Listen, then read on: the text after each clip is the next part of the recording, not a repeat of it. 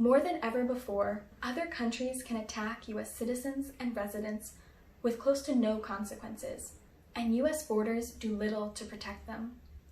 China's personalized disinformation campaigns, hacking of Iranian-American social media accounts, and Saudi Arabia's assassination of Jamal Khashoggi are only a few examples of transnational repression, attempts by non-democratic states to silence and control political dissidents and their immigrant communities.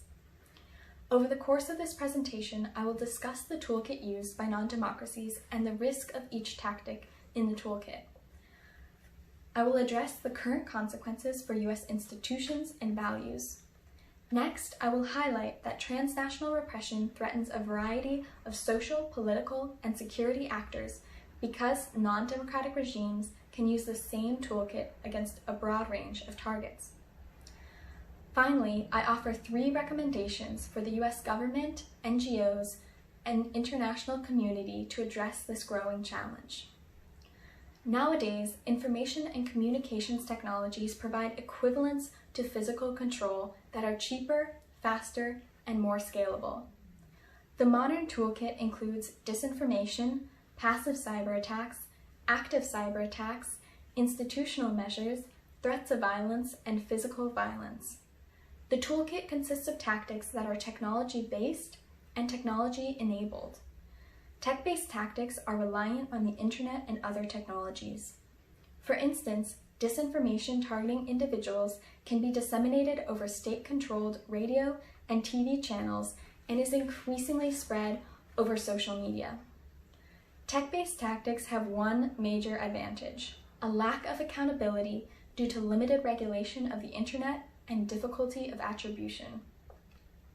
Perpetrators borrow practices used by cybercriminals, but transnational repression is more than just cybercrime. It is politically motivated and state-sponsored. Policymakers must be able to assess how dangerous these different tactics are to the United States. I evaluate each tactic's risk level. In other words, the likelihood that it will be used and proliferate, thus posing a threat to democratic host countries. The scale ranges from low to high risk and is based on a combination of how much the tactic costs, how effectively it can be used from afar, how easily it can be attributed to an attacker, how likely it is to succeed, and how transferable it is to non-coethnic and non-conational targets. The tech-based tactics pose the greatest risk because they are affordable, effective over long distances, difficult to attribute, and easy to use against non-coethnic targets.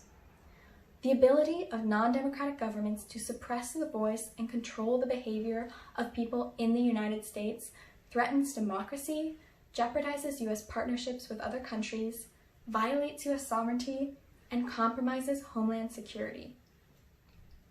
While co-ethnics and co-nationals are the targets of transnational repression by definition, the trend is about developing the ability to exercise power across borders, using techniques that are not limited to co-ethnic targets.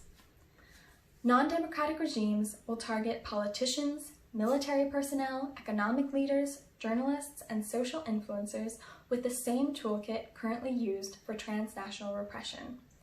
In fact, there is evidence of Russia, Iran, and Saudi Arabia using the toolkit against non-coethnic individuals such as journalists and NATO personnel.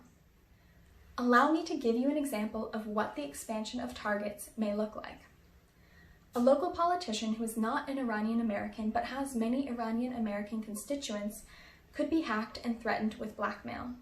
She could receive a message warning her to break off contact with several Iranian American organizations that she works with. Because her accounts were compromised, she might concede to these demands.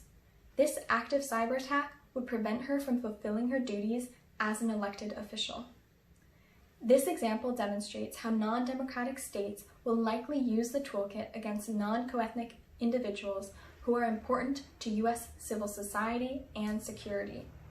It also reveals transnational repression's direct consequences for U.S. democracy. The U.S. government, NGOs, and multilateral organizations should establish a standard of acceptable behavior for immigrant sending states while also protecting victims. As part of this, effort, I offer 3 primary recommendations. First, a watch list of victims and perpetrators, led by NGOs, should form the core of efforts to curb transnational repression. The confidential watch list of victims would help NGOs such as Freedom House notify targets and provide educational cybersecurity resources. The public watch list of perpetrators would include a ranking of states' propensity to engage in transnational repression. These rankings should be considered in aid, trade, and diplomacy decisions. By centralizing existing collection of information, the watch list is a low-cost way to protect victims and hold perpetrators accountable. Second, sanctioning of individual perpetrators will help enforce a standard of acceptable behavior. The Department of State and of the Treasury can use this watch list to sanction individuals through existing, thus low-cost measures, such as the Global Magnitsky Act. Third, the United States should promote the improving of the International Criminal Police Organization's, or Interpol's, rules and processes. The United States should set standards for the use of Interpol alerts in U.S. legal proceedings, as described in the TRAP Act of 2019. Interpol's system of red notices and diffusions for criminals is often misused to silence dissidents and activists. Interpol should punish abusers of its system by suspending membership or barring them from leadership positions. By taking immediate actions to impose costs on the perpetrators and protect the victims of transnational repression, the United States can respond effectively to this threat to democracy, sovereignty, and security. Thank you all for your attention today.